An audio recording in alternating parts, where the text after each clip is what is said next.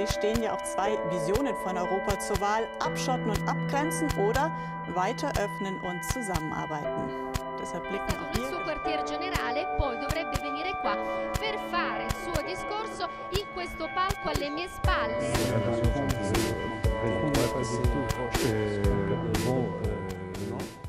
C'est un fait que Macron a travaillé pour des compagnies espagnoles.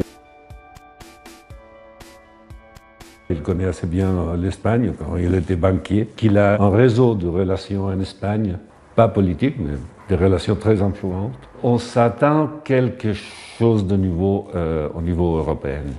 C'est pas que la France doit changer quelque chose envers l'Espagne, parce que les relations sont bonnes, mais on s'attend en contrepoids à l'Allemagne, à Angela Merkel, quelqu'un qui parle un peu en nom de pays du Sud. On s'attend à quelqu'un un peu plus compréhensif, et il a été très compréhensif avec la Grèce à l'époque où il était ministre. Bon, on s'attend qu'il module un peu la voix de l'Europe.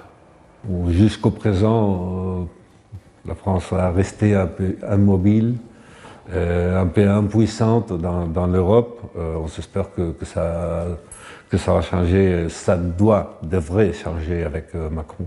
Macron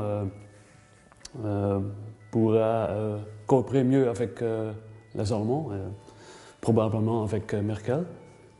Donc je pense que ça peut renforcer l'Europe. Seulement, il va aussi renforcer la coopération dans l'Eurozone, parce qu'avec un budget de l'Eurozone, un ministre des Finances pour l'Eurozone, Parlement.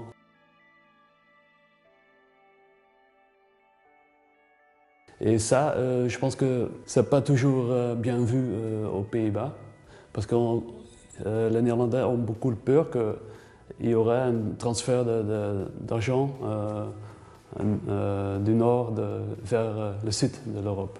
La France est perçue en Russie toujours d'une façon très aimable. C'est un pays étranger qu'on aime peut-être le plus. Mais avec les histoires de Hollande, des attentats, etc., on a eu un sentiment que la France ne va pas bien. Et tout le monde était, c'est drôle, mais tout le monde était vraiment inquiet pour la France.